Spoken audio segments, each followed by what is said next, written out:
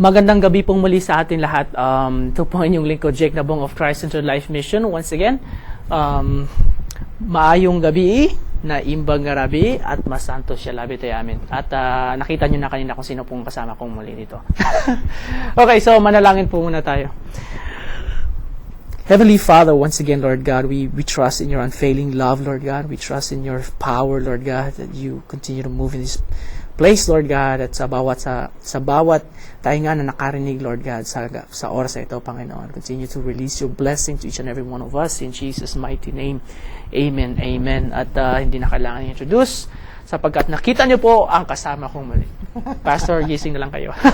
Ay nako. Okay, magandang gabi rin po sa bawat isa po sa atin. Minsan pa po maraming salamat po sa inyong patuloy na pagsubaybay sa aming programang Sa Totoo Lang. But first of all, we'd like to thank God for His faithfulness in allowing us to be in front of you every Tuesday night through the help of Oli Ward, their hardworking staff for supporting us. May the Lord bless them always. So, minsan ba po, pag-aralan at pag-usapan po natin ang salita ng Diyos sa isang programang tulad nito, Sa Totoo Lang. Totoo At lang. ang topic natin ngayon Ay, matagumpay. hindi ka tatantanan.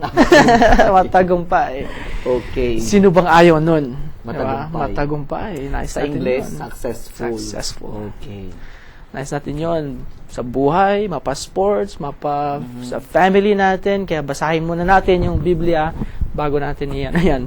Okay, matagpuan po natin sa Joshua po. Joshua 1:7 and 8. Chapter 1, verse 7 and 8. Sabi po rito, "Be strong and very courageous. Be careful to obey all the law my servant Moses gave you. Do not turn from it to the left, or to the right, or to the left, that you may be successful wherever you go." 8. "Do not let this book of the law depart from your mouth. Meditate on it day and night, so that you may be careful to do everything written in it. Then you will be prosperous and successful." Ang ganda naman na salita ng Panginoon. Oo nga, haba nga eh. Ang haba nga. Actually, maiksi lang yung pastor sa pagbasa ko kasing bagal. Kaya humaba tuloy. So, matagumpay. Matagumpay. Successful. Wow. Ito yung maganda yung, kasi pag sinabi matagumpay, matagumpay in what way?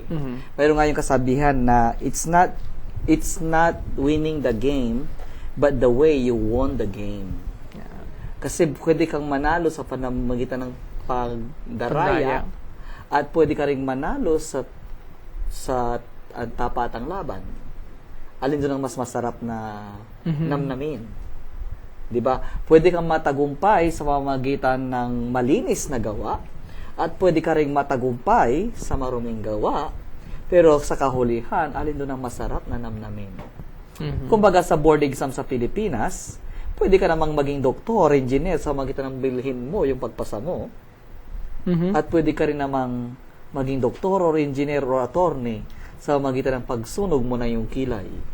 Hindi literal na pagsunog ng kilay, kundi magpapatato ka katapos niyan. Okay?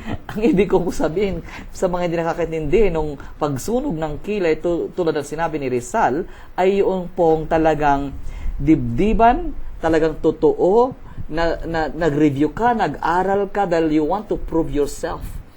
Gusto mo maramdaman yung tamis ng tunay at linis na tagumpay. Di ba? Ang sarap nun. Pag ikay naging inhinyero dahil talagang pinag-aral ka at talagang matalino ka, di ba?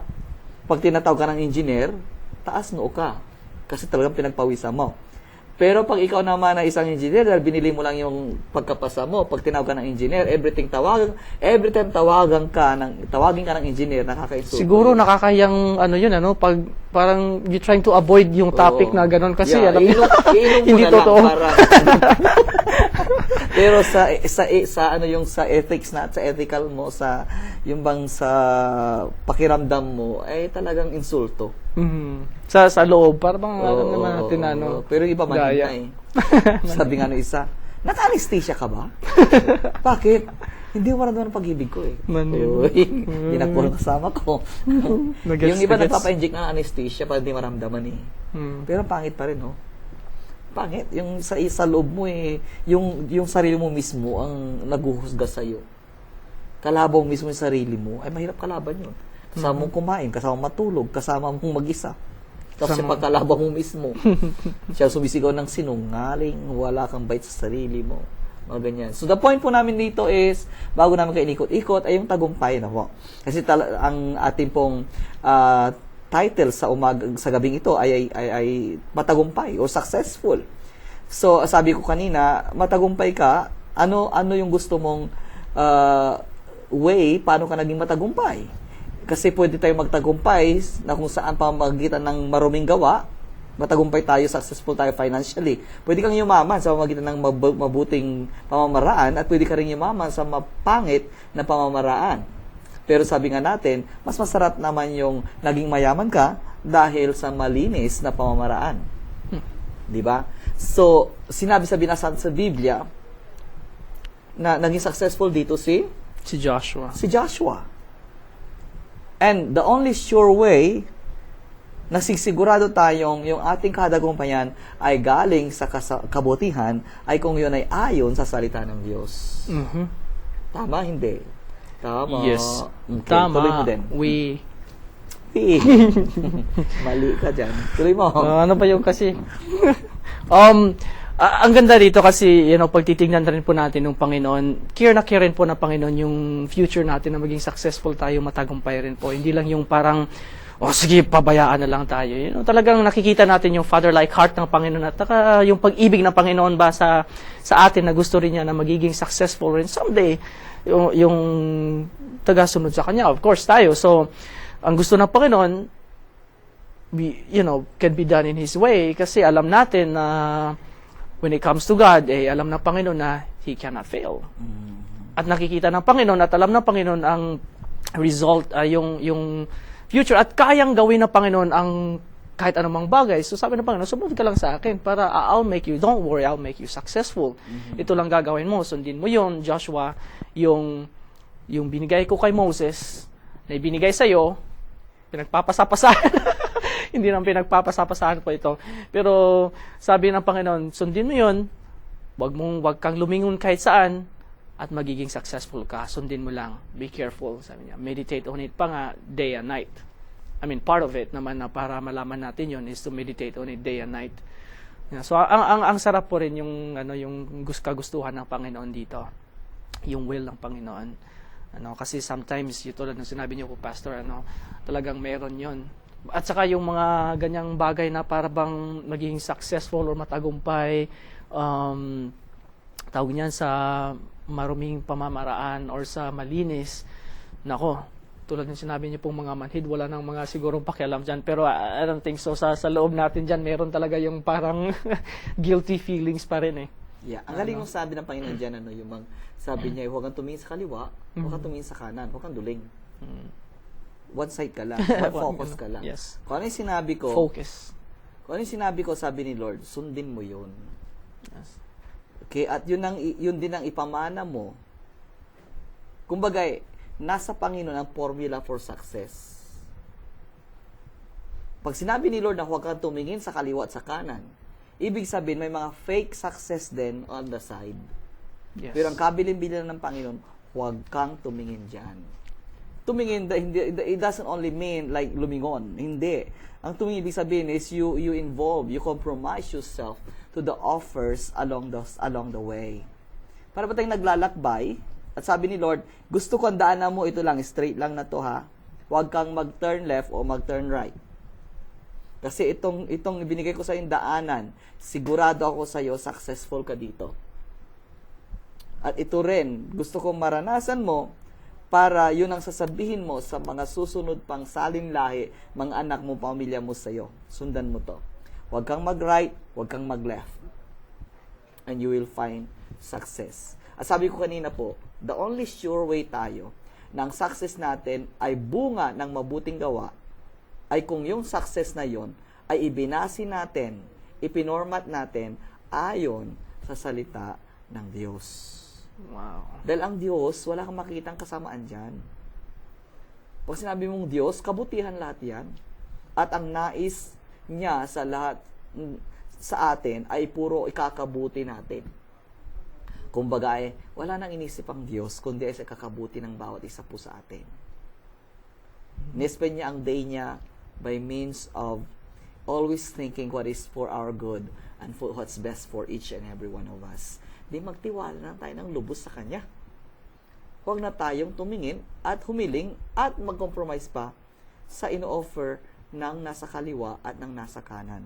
Straight path tayo doon sa hinanda ni Lord. And you will expect a success.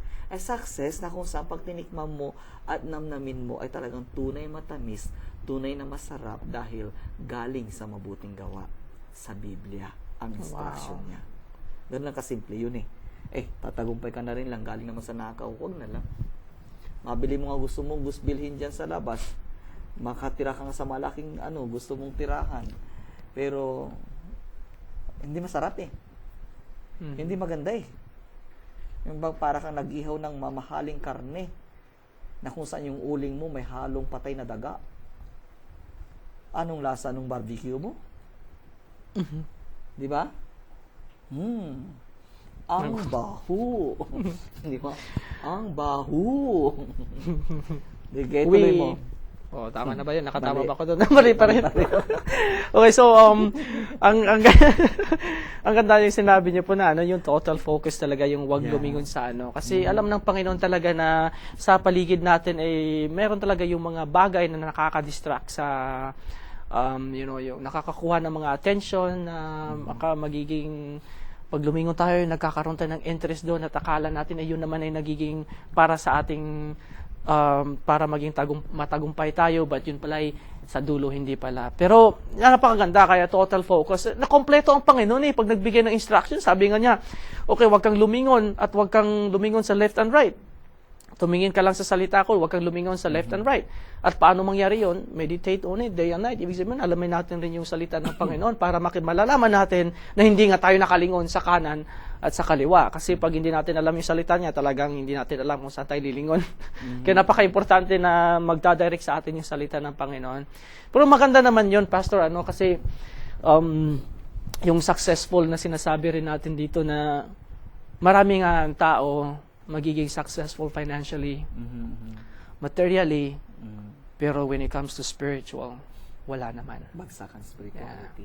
Kaya nakikita po natin yun na marami sigurong mga may kaya, marami na bibili yung mga bagay-bagay, pero mayroong struggle sa loob.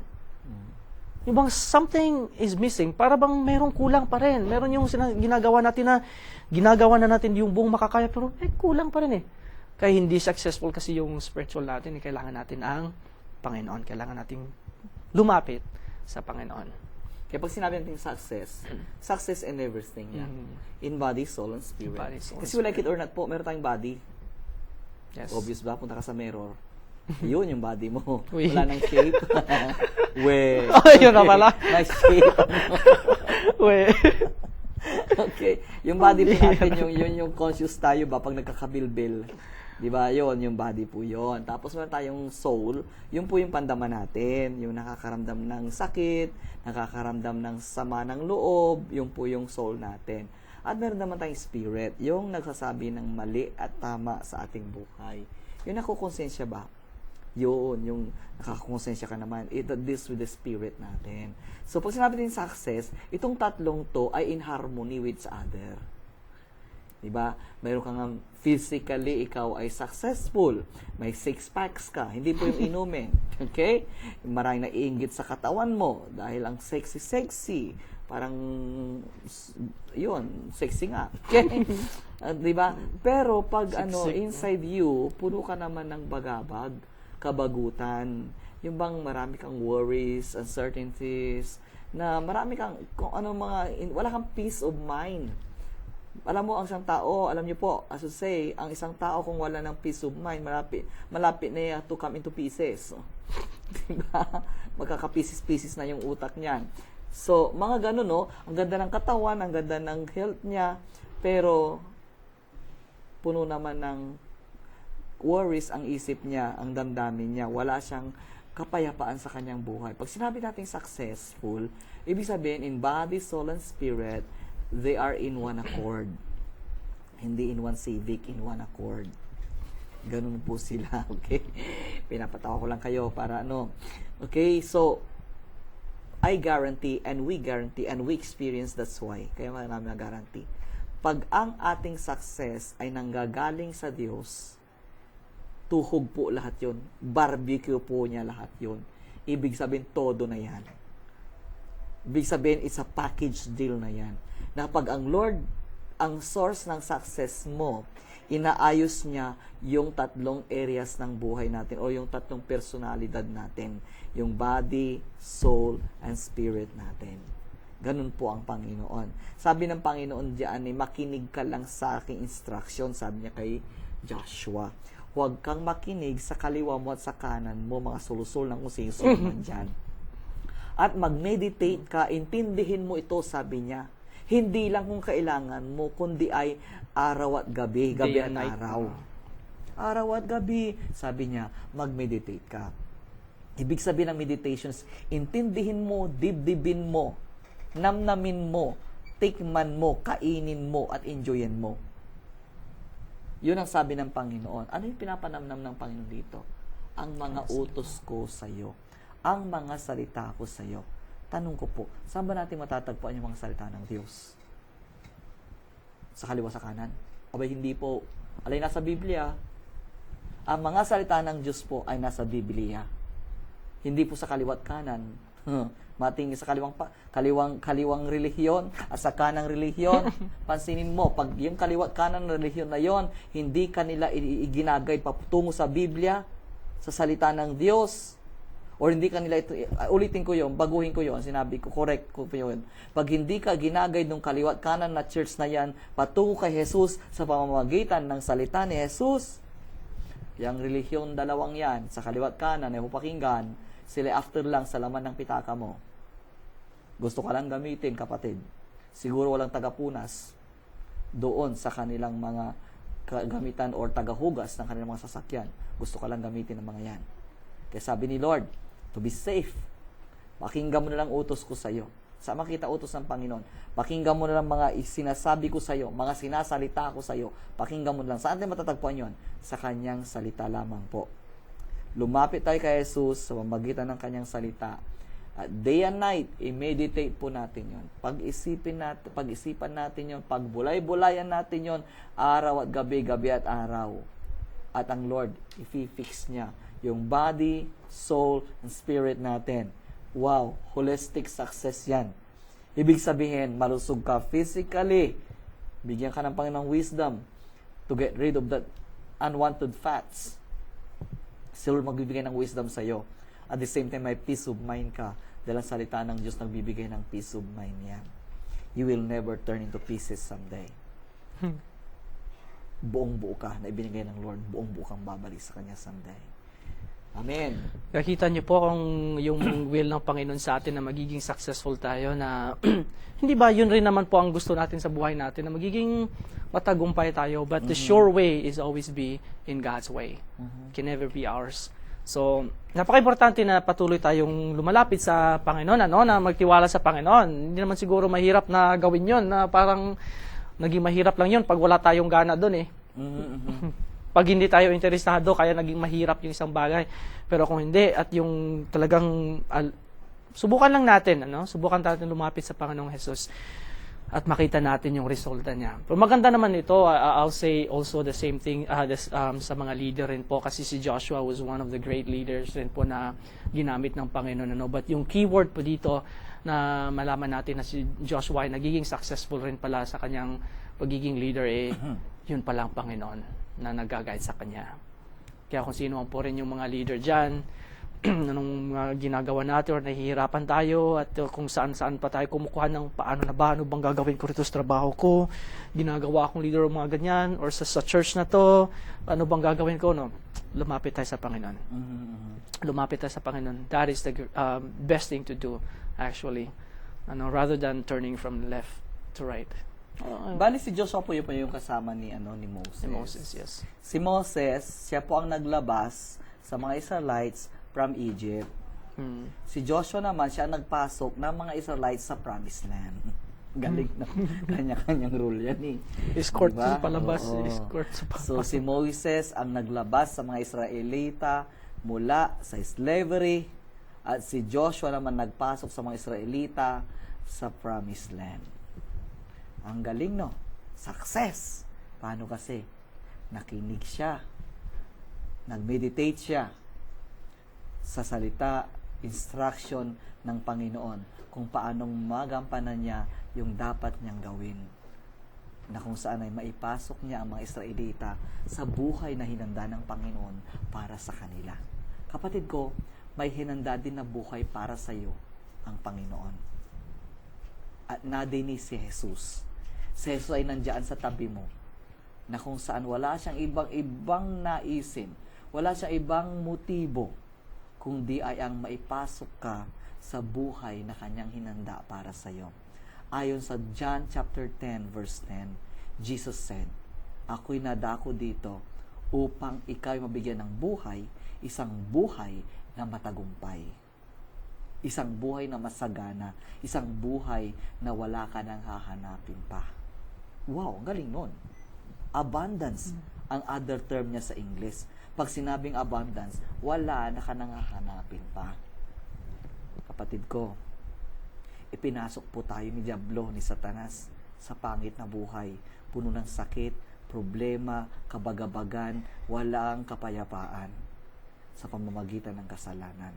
Si Jesus nandito, willing naman na ipasok tayo sa buhay na hinanda niya sa atin, pamamagitan ng kanyang salita. Yung mga instructions niya dyan sa Biblia. Yun lang, napakadali lang. Hindi ka nangagastos dahil ang Biblia mura, libre pa eh. Diba?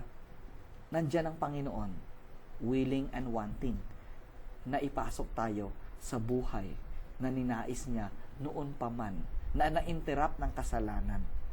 Alam niyo, nung likha ng Diyos ang tao, ang ganda ng buhay na hinanda niya eh. Pero na-interrupt ng kasalanan eh. Naudlot sa pamamagitan ng kasalanan. At si Jesus bumaba, dahil gusto niyang ituloy ulit yung buhay na yon, na hinanda ng Panginoon para sa iyo at para sa akin. So, gano'n kadali. Acknowledge mo si Jesus, tapos, pagka-acknowledge mo sa Kanya, yung salita niya ngayon, ang iyong maging gabay, maging iyong patnubay. At ang gagawin mo lang naman, mag-meditate ka dun eh. Sabi ko kanina, pag meditate ay alamin mo, isa puso mo, subukan mo, tikman mo, at hayaan mong kumilos sa buhay mo. At sabi ng Lord, araw at gabi. Huwag naman kung kailangan mo lang. Kaya ka nakaka-receive ng partial blessing, kasi partial din yung pag-commit mo doon sa instruction ng Lord. Pambihira. Kung gusto mo ng blessing, gusto mo full blast, buong buo. Di ba? Pero pag sa effort mo ng kailangan, pambira naman, ibibigay mo partial. 'Di ba? Kung anong ibigay mo, yun na nang makukuha mo. Anong ilang percent ng blessing gusto sa Panginoon? 'Di ba? Buong blessing. O di buo din ibigay mo, all night and all day ka rin. Ganun ho 'yon. You need partial blessing, then partial blessing kasi yung binibigay mo. Partial blessing ibigay mo, ganun ibig sabihin sana. 'Di ba? So, since masarap yan, since maganda yan, ba't ka pa nagpa-partial? I-full blast mo na, all day, all night. Meditation on His instruction, which is the word of the Lord, found only in the Bible. Amen? Okay, tuloy natin kay Pastor Benny. Wala siya masabi? Speechless. Hindi. Ang sarap po ng salita ng Panginoon talaga. No? It really nakaka-lift up ng malalaman ng spirit, na malalaman natin. Nagkakaroon tayo ng lakas loob tuloy sa buhay na dahil sa salita ng Panginoon. Totoo naman, sabi ng Panginoon, be courageous. Follow. Kaya susunod lang tayo. Susunod tayo, patuloy po tayong lumapit sa ating Panginoon. Tama yan. Especially, bakit hindi? Ang ganda naman pala ng plano ng Panginoon sa atin. Hindi po ba? Hindi na kailangan sa marami. Kaya yung mga sino man po dyan na nakikinig sa oras na ito po, huwag po tayong matakot buksan ang ating Biblia at basahin at alamin po. Huwag pong iasa lagi sa ating mga leaders or yung mga nagpipreach lagi at ayaw pababukas yung Biblia. Ay, Hindi po yung totoo po. Dahil ito po ay binigay para sa atin na libre, para lahat ng anak ng Panginoon at lahat mananampalataya matagumpay, hindi lang yung isang leader lang po or isang preacher na hindi ko sinasabing wag sundin yung leader, but yung pag sinasabing wag nang buksan yung Biblia at paano rin naman talaga natin malalaman na totoo yun, yung sinasabi ng isang leader kung hindi naman pinapabukas yung Biblia Sila lang atin. daw may karapatan. Dahil sila lang daw Hindi po pinag-aralan. pwede po yun. Hindi po pwede. Ulitin ko silang daw may karapatan sa Biblia dahil sila lang daw may pinag-aralan. Hindi po. Nakakainsulto po naman yan. Walang Pilipinong bobo. Yes. Sa talinong Pinoy. Pinoy. Talentado ang Pinoy. 'Di ba? Matalino 'yan. Huwag niyo naman silang i-deprive sa Bible. Mga kapatid, pag dinideprive po kayo sa Bible, ibig sabihin sinasabi sa inyo hindi kayo pwede sa Bible dahil hindi kayo nag-aral ng Bible. Huwag niyo pakinggan yung mga 'yan. Lahat po may equal access po diyan sa Bible. Yes.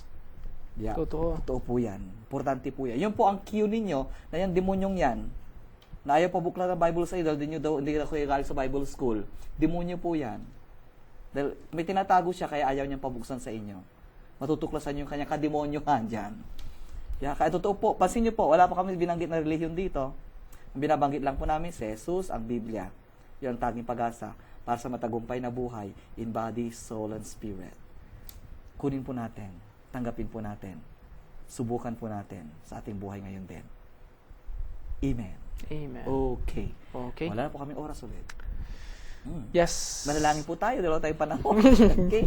Amang Diyos, maraming salamat po muli sa iyong salita na aming pinagbulay-bulay sa gabing ito. Pagpalain po lahat ng nakinig. Pero mas pagpalain po Panginoon yung nakinig at gagawin din sa buhay. Isa sa buhay niya yung kanyang narinig. Pagpalain niyo po itong tahanan na kung saan ang boses namin ay narinig.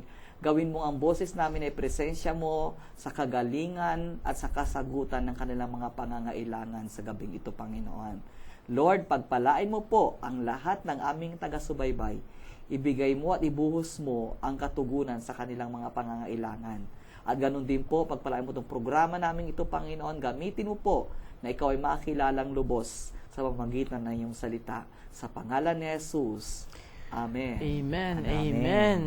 Thank you po sa pagsubaybay niyo po sa programang ito dito sa Tutulang at patuloy niyo pong subaybayan ito sa same time, same channel. At kung mayroon po kayong mga katanungan, at maaaring maging topic rin po natin dito sa Tutulang, please email nyo rin po kami, contact nyo lang po kami, text nyo po kami, pero text ko lang, kaya email nyo na lang po. Para meron pintindi ng text. Okay, so, Pastor? Kung gusto niyo rin po kaming ma-meet personally or gusto niyo makibanding sa amin para makang-artista personally, hindi po yung point namin doon. Kundi gusto niyo po kaming makabanding man lang, you can meet us sa likod po ng Jack in a Box sa Kanyoke. Mayroon po kami ang building na nirerentahan. Hindi po yung whole building, hindi po kami ka-reach yung isang spot, isang suite lang doon. Doon po kami nag-gather every Sunday, 2:00 po ng hapon. Doon po, yung first suite 101, yung pong unang suite doon, likod ng Jack in a Box. Okay, so patuloy po natin na pag-interesan ng salita ng Panginoon sa pagbubulay-bulay ito every night and day. Maraming salamat po, daghang salamat na balbalag, agyam kami, unit pinangduya, kanyami, tatangarabi. God bless.